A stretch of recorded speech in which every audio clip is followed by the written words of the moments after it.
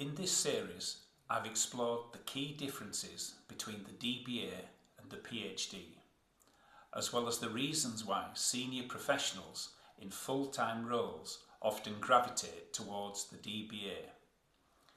We've also looked at the practical challenges that come with undertaking doctoral level work, particularly the need to balance personal commitments, demanding careers, and the high academic standards expected at this level. Now that these foundations are in place, the next step is to begin your search for the programme structure that best aligns with your learning needs and preferences. I'm Paul Ellwood, a professor specialising in doctoral education, and for more than a decade I've led international DBA programmes. I've supported experienced managers and executives from the moment they begin exploring their options, all the way through to graduation. As you start to research DBA programmes, one of the first things you will notice is that they differ considerably in design. Finding the structure that works for you is a critical decision, one that will influence not only how much you enjoy the programme, but also whether you are able to successfully complete it. The programme you choose should fit with the practical implications of the issues we've discussed in earlier episodes. One of the most important ways of evaluating a DBA programme is by understanding how the taught modules relate to the timing of the research stage. A widely used structure is what I refer to as the 2+2 design. 2 years of taught research training, followed by 2 years devoted entirely to your research project. This clear separation between training and research is similar to what you find in many PhD programmes.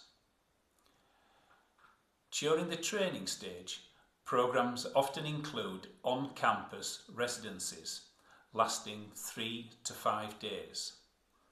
Participants typically find these experiences both enjoyable and highly stimulating.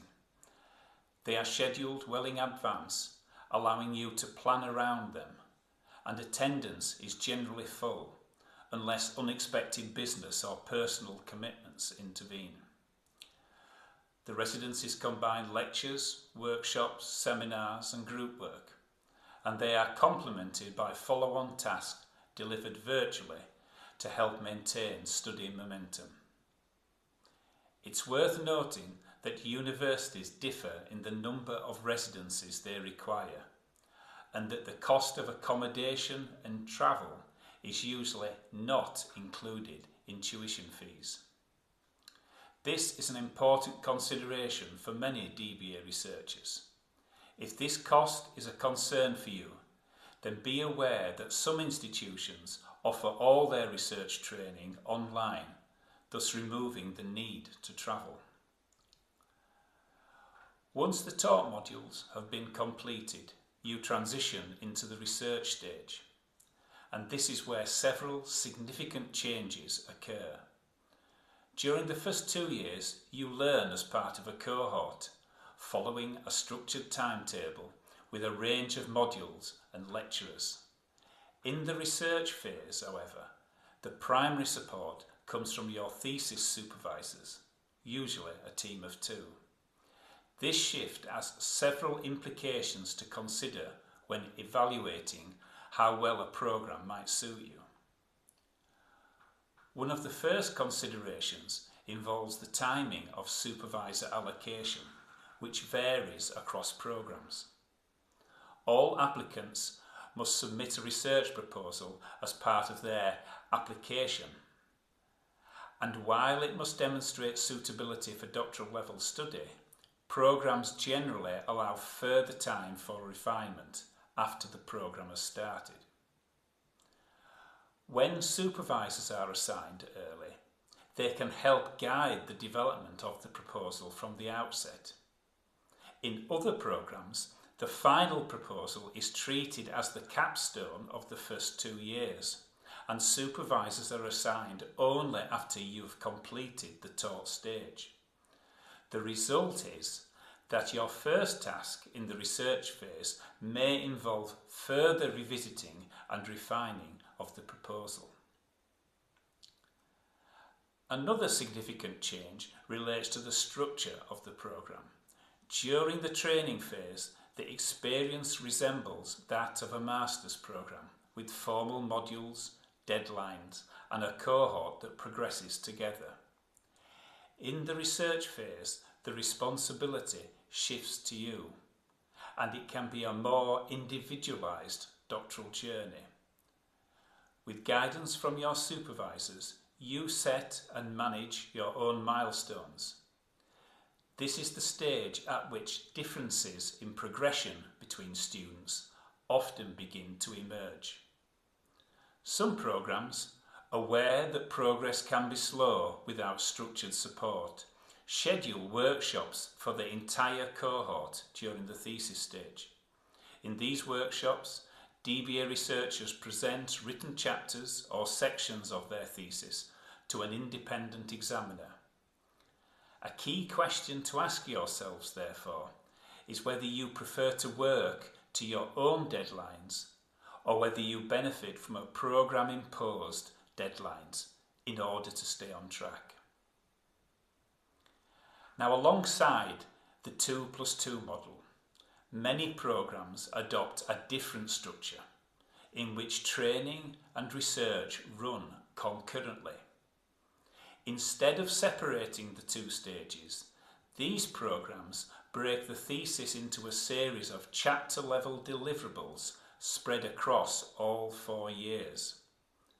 After each training module, you begin drafting the corresponding chapter of the thesis, and time is built into the semester timetable to revise and develop these drafts into the final chapters. This creates a steady rhythm of training, writing and revision that continues throughout the programme. For some researchers, this blended approach with its continuous cycle of deadlines and milestones offers the structure they need to maintain steady progress. Now, both models, that is to say the 2+2 model and the concurrent model, have their advocates, but neither is inherently better. The right choice depends entirely on your motivations, your preferred learning style, and the time commitments you are managing alongside your studies. A final area of programme variation involves the inclusion of modules that are not directly connected to research training or thesis writing. Many universities offer what I would describe as professional development modules, ones that complement your development as a researcher. These modules are designed to help you integrate your academic research into your broader professional practice. Examples might include leadership or strategy modules, or modules focused on teaching in higher education, or modules for publishing your research. Although these modules are assessed and you must pass them, they do not determine the outcome of your thesis examination. Instead, they add breadth to your doctoral capabilities, effectively serving as the icing on the cake of your doctoral education. Whichever type of DBA programme you choose, I hope this series has helped you reflect on the structure that best supports your goals and circumstances. I wish you every success as you move forward into your doctoral journey.